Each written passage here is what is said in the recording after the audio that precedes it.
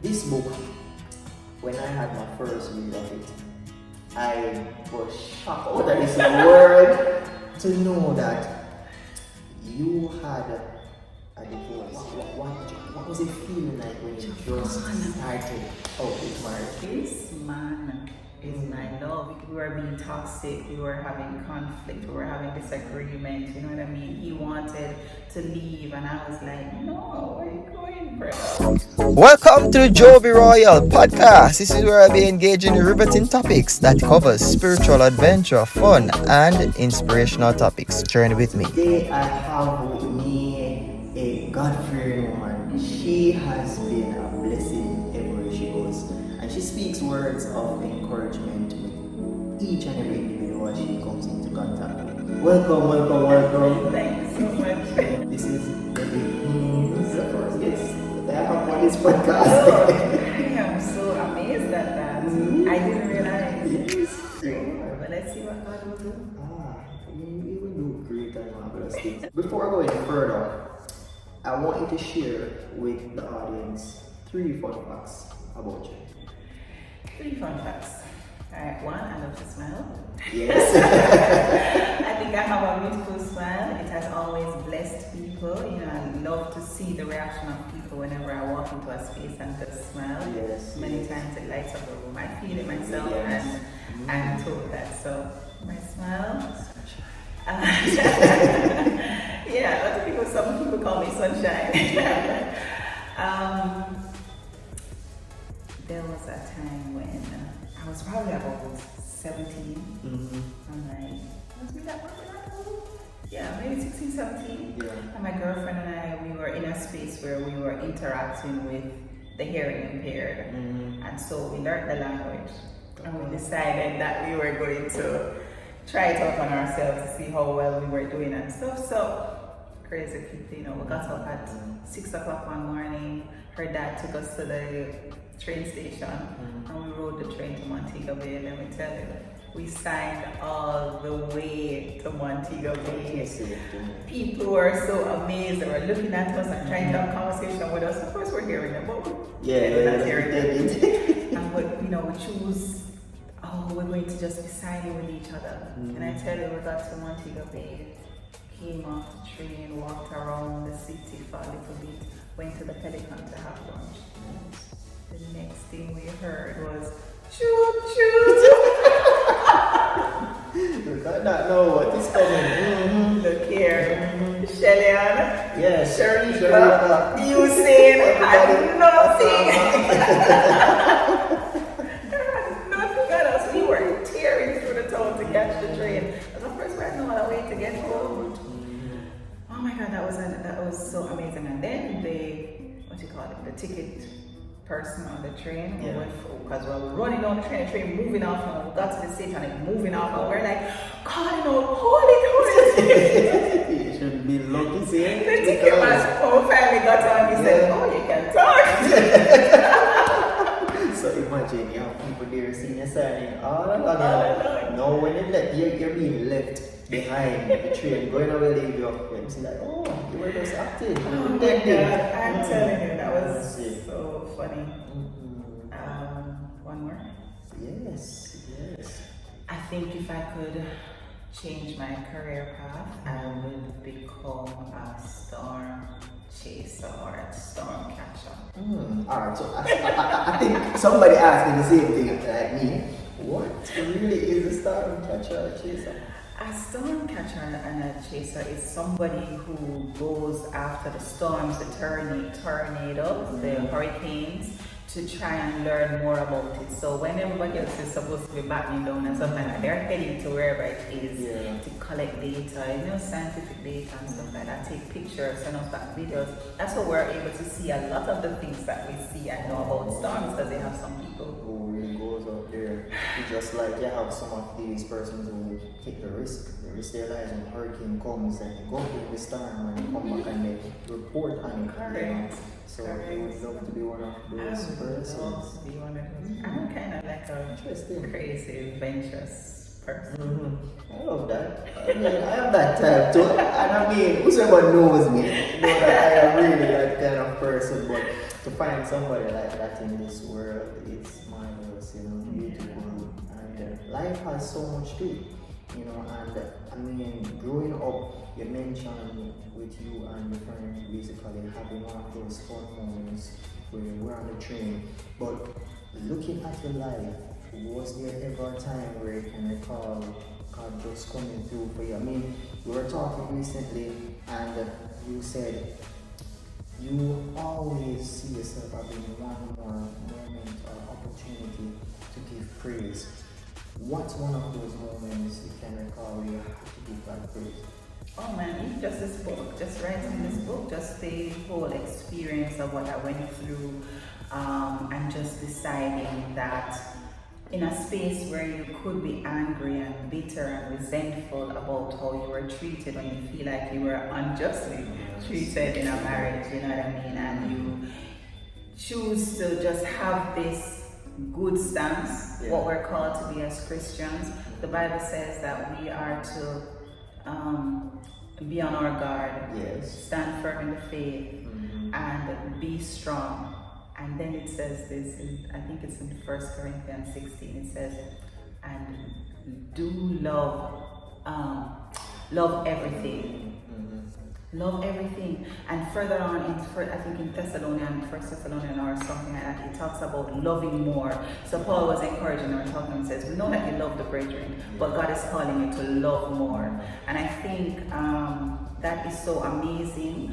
And one of the things that I've been trying to do with my life, and I didn't even realize it until I wrote the book and just started reflecting over and over on things, I realized that I've always had this hunger for God.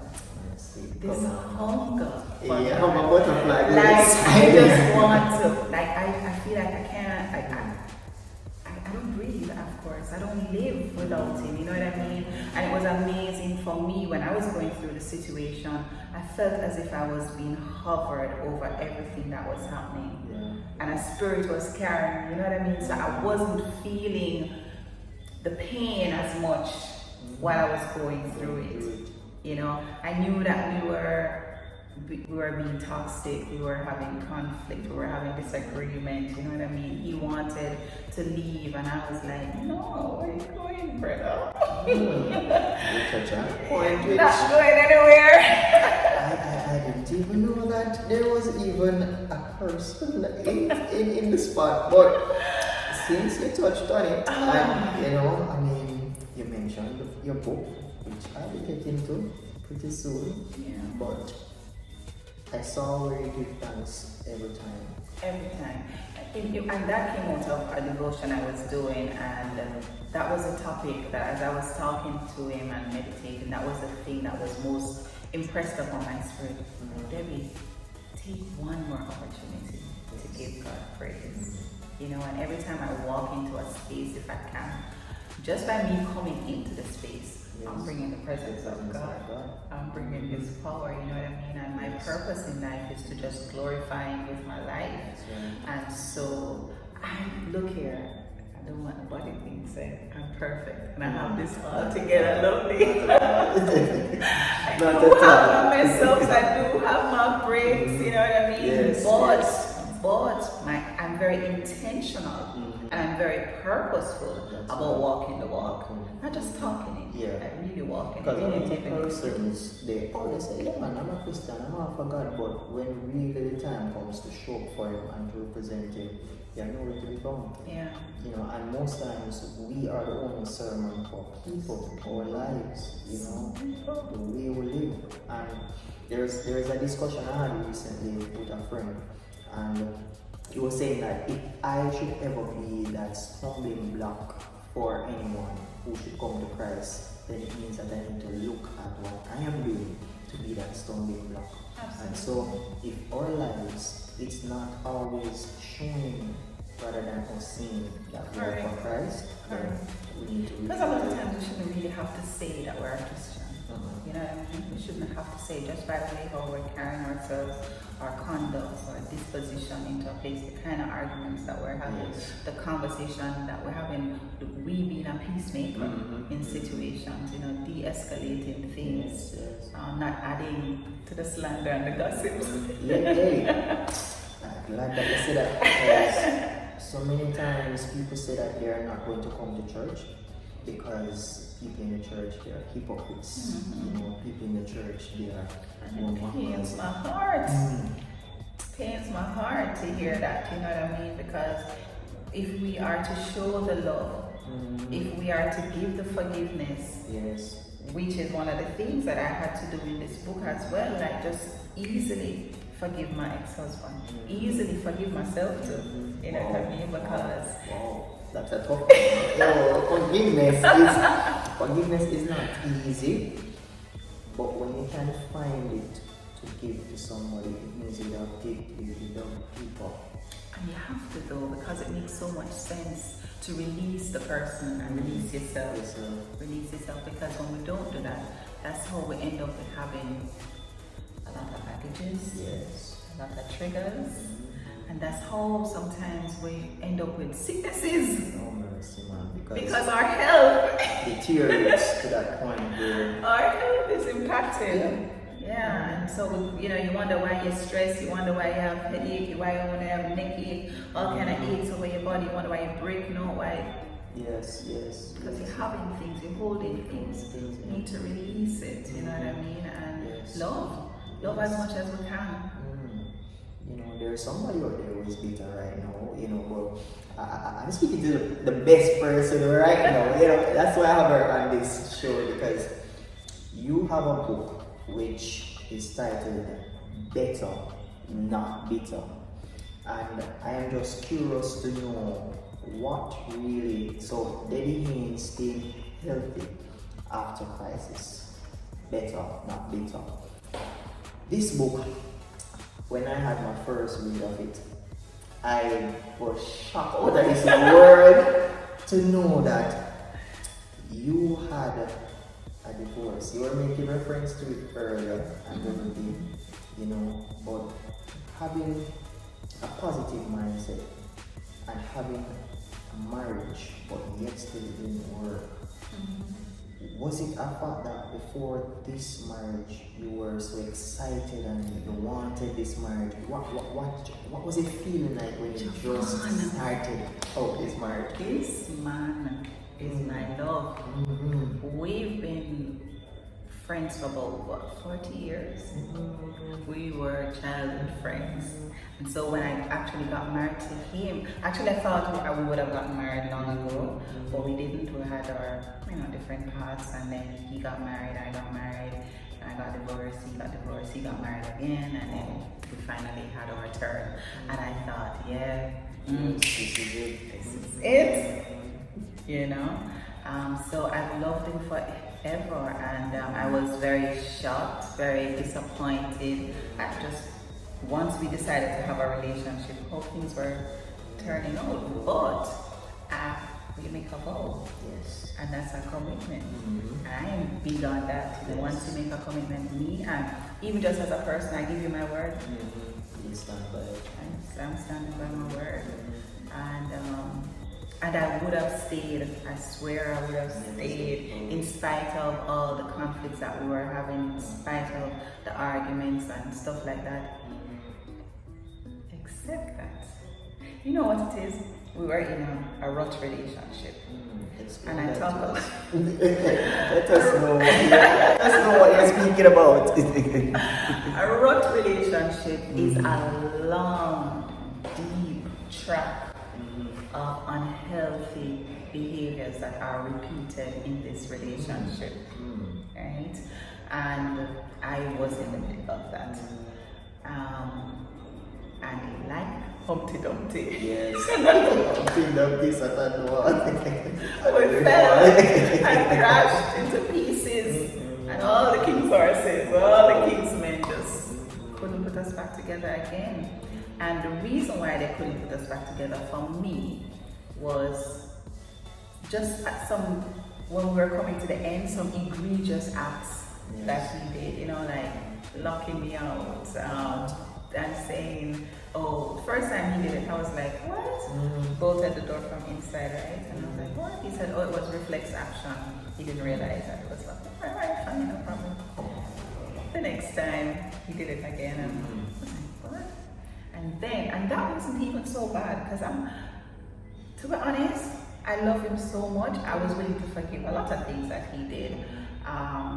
But the last one I think for me was one night he said, "Get out." It's getting deep now.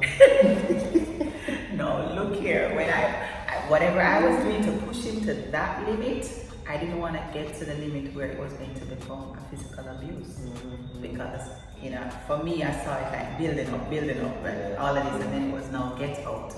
And that was one that I really could not let go because for me, he is my cover. Yeah. And for him to remove that cover off of me, that's making me so vulnerable, so naked, so out on the street. I was like, okay, brother, you don't have to tell me twice. So that's the only reason why I left. Yes. But you asked about the goodness of God. Yes. Can I tell you? Oh. Can I just tell you? Feel free. This is a safe space, and you see, many times we have these opportunities to speak to somebody and to share the goodness of God and hold it back in. But I want you to just let it out. So when we came to this point, as I said, I didn't want to leave. I wouldn't, because I know he's been for a couple of years in. He was saying, "Oh, I don't think this is gonna work. This is not me. This is not us." Da da da da. And so I'm like, let's just work on it. Let's fix it. Because my thing about marriage is that you might have a good, not you. Yeah, I know. You might have a really great marriage or a way that you make your marriage work. And because of my personality and your personality and us being together, we have to find what works for us. You know what I mean? And a lot of times people want to custom made the marriages and say that, "Oh, but John and Joy and Jane is doing it like this and it's working fine, so that's what we're supposed to do." No, find you, find me, and let us do our thing, right? So I'm willing to work. I'm willing to put in the work. I'm an A student. I'm a good employee. Then I should be able to be a good wife. You know what I mean? So let's do the work. But I was going to tell you about how God I have to give him one more praise. Yes, because God for me is the God of yesterday, today, and tomorrow. And in my life, he's been constantly the God of tomorrow. Like if I tell you all the things that God do in the tomorrows for me, and I didn't even realize until tomorrow. So hear this one.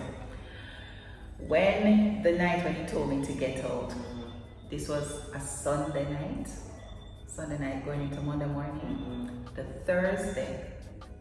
Thursday, a girlfriend of mine called me and she said, "Hey, I was passing this place and I saw a number of the place being rented or whatever, but I couldn't stop to check it, so I called them myself." So I did.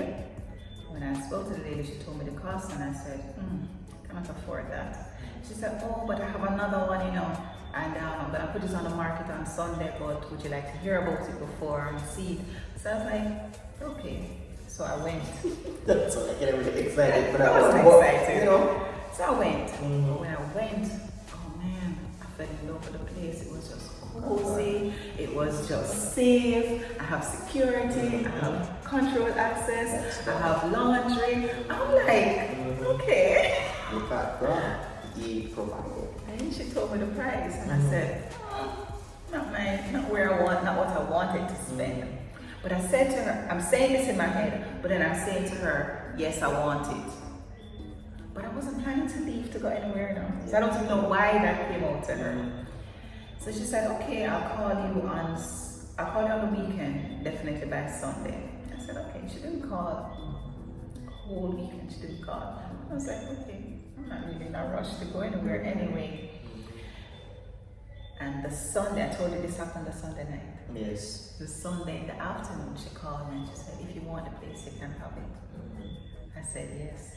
I still wasn't going anywhere. So when he said this to me, I was like, God, you are something else. Yes, it is. It is. You are. So he was already in my tomorrow, knowing what was going to happen, already provided a place. And it was the first place I looked at and I said, yeah.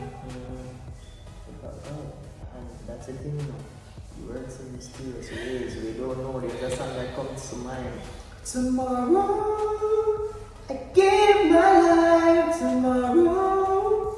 That song came to mind because many times we only focus on today, but God always says, leave tomorrow to report itself, you know, and He plans tomorrow from a long time ago, you know, and so we should just leave it all into His hands. Amen. And when you did that, you left Him as the drive, the guide of your life right there. You believe in Him to provide that house for you, you know, to provide that space so you can be able to have it.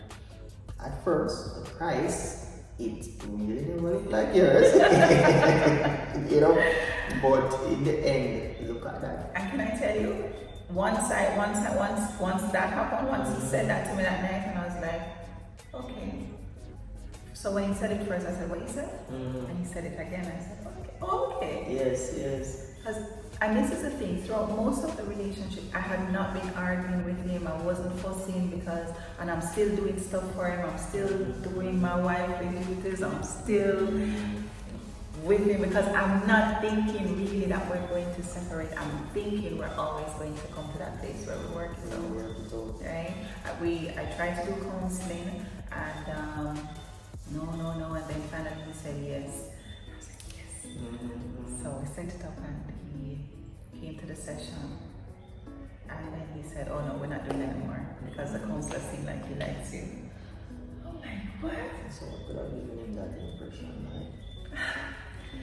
Anyway, I'm not here to bash him or anything because even in the book, one of the things I talk about is not villainizing or demonizing people who have hurt you, who have grieved you, who have wronged you, because they too have their own story, right? They too have their own story, and that's not where my focus is. My focus is about helping somebody else, other Queen sisters, other King brothers, to say, you know what, in a space where you can be angry and upset about stuff, don't be.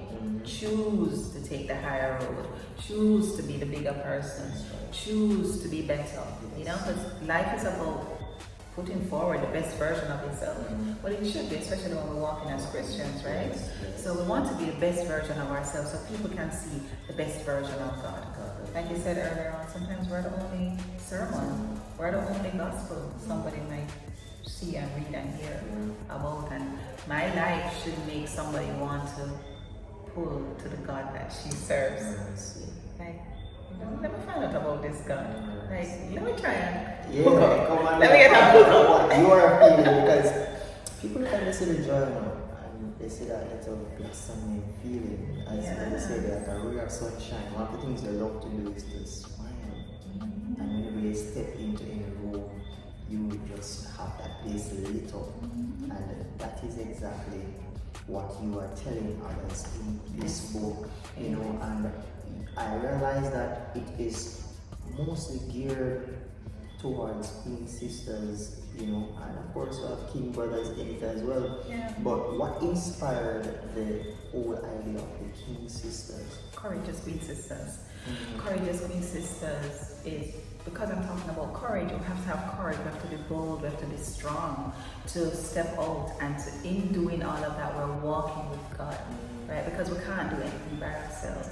And so we're looking to, you know, like God said to Joshua in the Old Testament, only be thou strong and courageous. As I was with Moses, I'm going to be with you. So even though you've gone through your situations and I'm taking you into a new place and a new thing, be courageous, be strong. And I wanted to talk to those courageous Queen sisters who are already with me and in my tribe, and those who are coming to be in my tribe, to say, you know, let's see how I can influence them to change the perspective, change the paradigm, change the approach to how you deal with any kind of brokenness, any kind of damage, any kind of hurt, any kind of pain, whether it's in a marriage or it's in a family or it's in school, it's with your friends, it's in church, it's in the community. Let's look at how we can approach it differently. Let's look at how we can see things from a different perspective, you know what I mean? And not just come from the attacking, not come from the negative,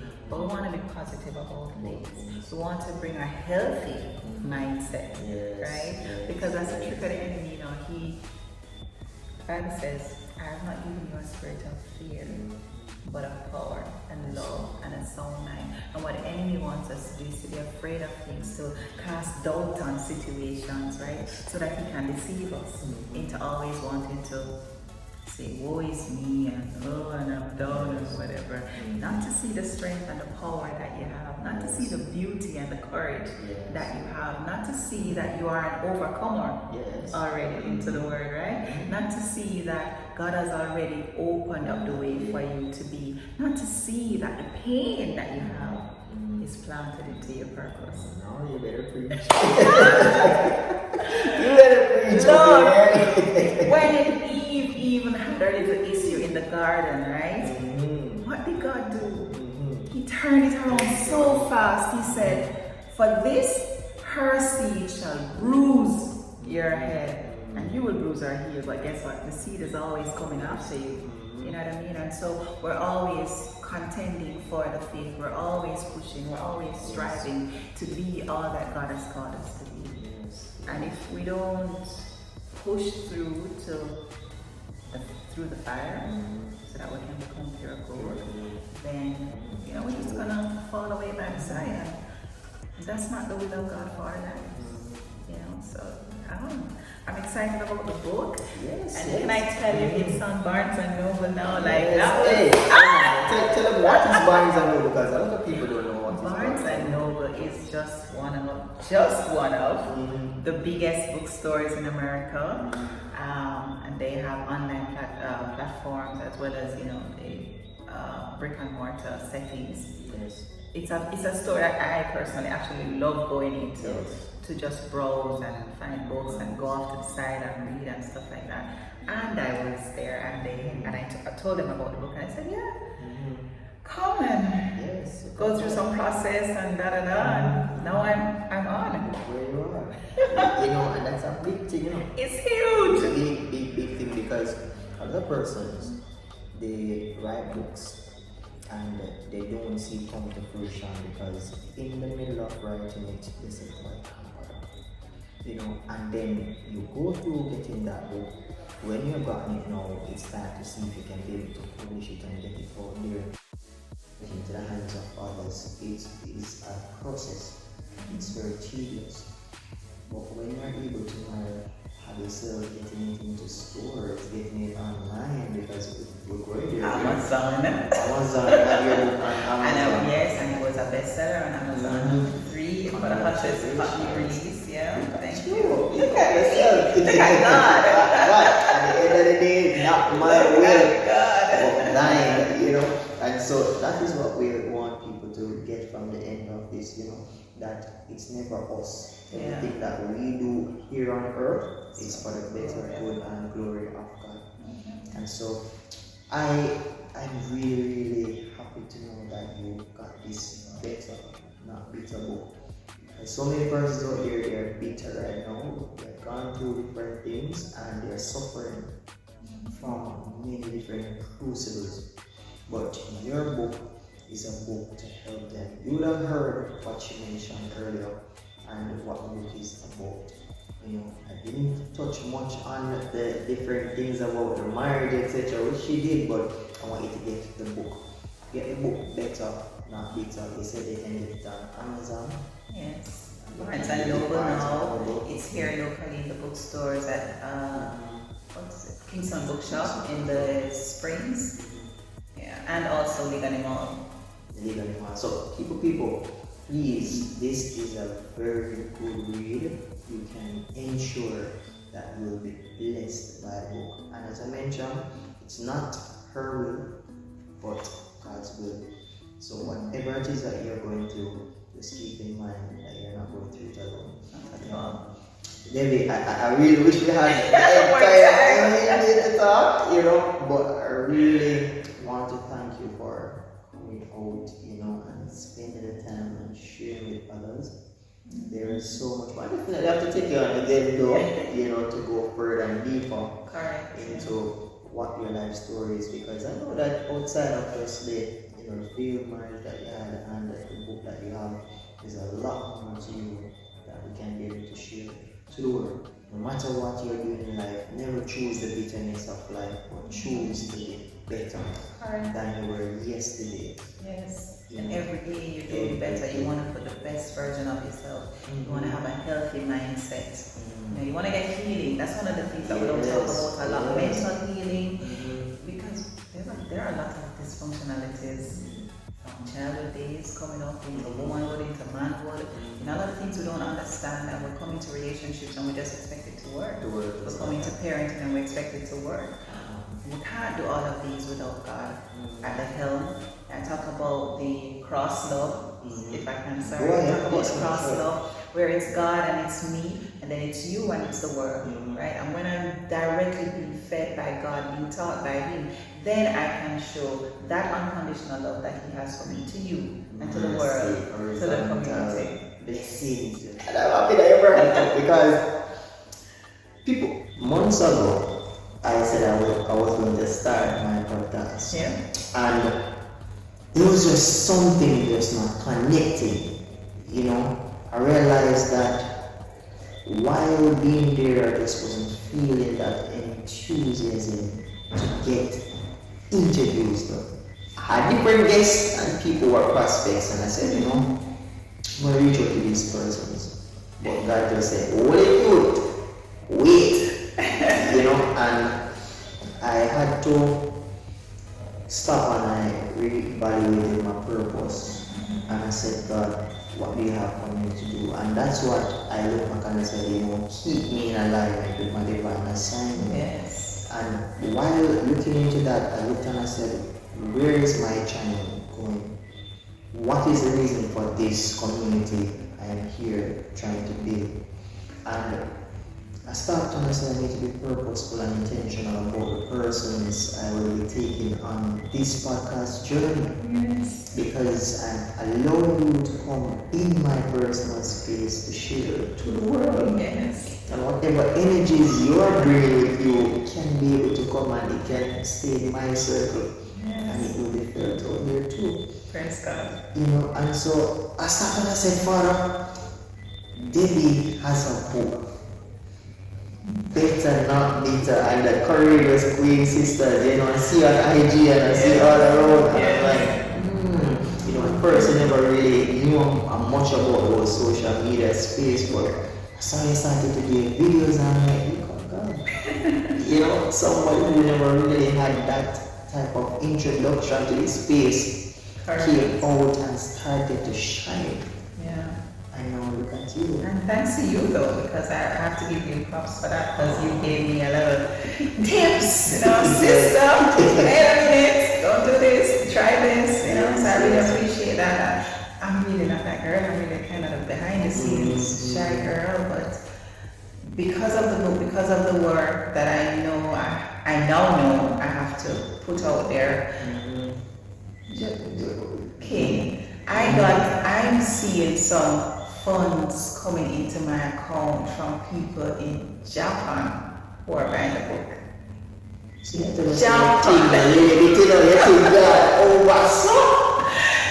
Japan. I was like, wait a minute, I had to do some double take on those ones. Really.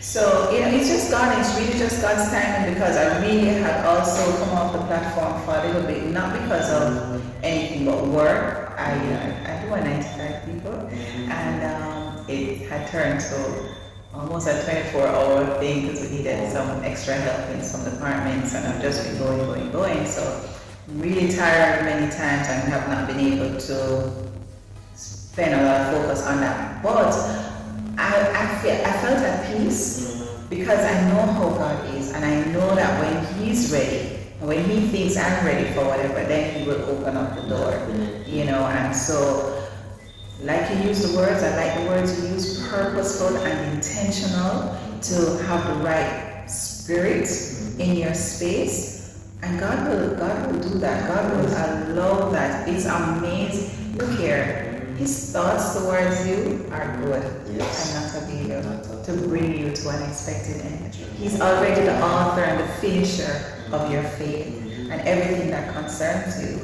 right? So he knows where you are.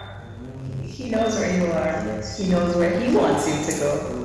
And so he's always going to open up the door. He's always going to take you into the room. You know, I feel like maybe now he's actually taking me into the room and the spaces as well, so perhaps he's now ready to make me be an influence to some people, to impact and to understand, to have the passion, because that's what I have this really strong passion, this hunger for God. You know, when we talk real, we keep it real. I love it. That's all I know. I always keep realness in myself. Yeah, we keep it real about God, and we go very deep and wide, you know. And I love that. And like I said, my purpose, now I understand my purpose is just to glorify Him with my life. That's it. And I'm good with that. And if I just reach one person over there, and one person over there, and one person over there, that's fine, because guess what? No, He may have plans to use that person to reach the crowd of the TDJs and to reach. Amen. There's so we leave ourselves equipped. He equips us for the call, and we just make sure that we answer God. Yeah.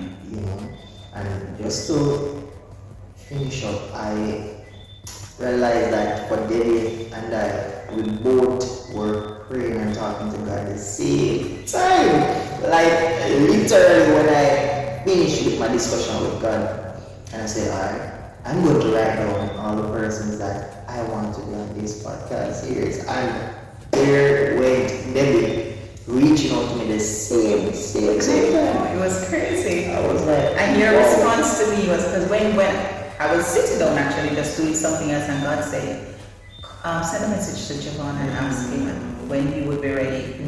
And I did that. At first I was like, really, man? I was like, okay, yeah, let me do it.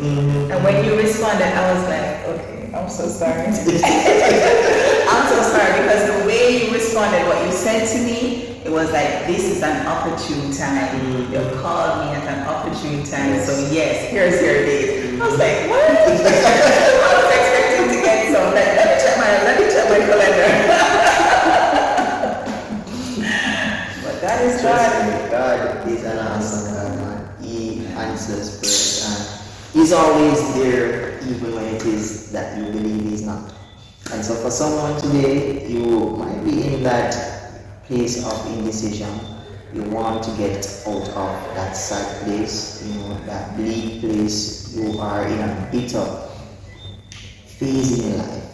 But I just want to leave with you today these words that would have came from Debbie's mouth. And I'm going to leave her with the final words to speak to somebody. A queen sister and a king brother. Share with them one thing that you really and truly want to carry with them through the rest of their lives. Throughout the rest of your life, courageous queen sister and my king brother, I want you to first understand that God is ultimate. He is awesome. He is everything you need and then some. And if you hold on to Him, whatever you're going through, He will be there to take you through. You are like a seed that is planted. You're under the ground, you're covered. You don't know how and when He's working it up for you to start coming through, to bloom and to blossom and to become that plant or that fruit and to bear fruit. And so I want you to stay there once He has done that for you and bloom where you're planted, because there's a purpose on your life.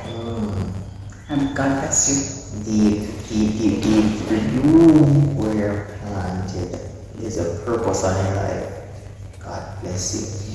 And we don't say anything else from there. Thank you. Thank you. God bless you. As I always say, continue to stay blessed and be blessed. Okay. See you again on the next episode. Come on and sing it, somebody. 'Cause on my best day, I'm a child of God. On my worst day, I'm still a child of God. Oh, every day is a good day. And you're the reason why I'm so blessed. I'm so blessed. I got this heartbeat in my chest. No, it doesn't matter about the rest. Come on and sing. I got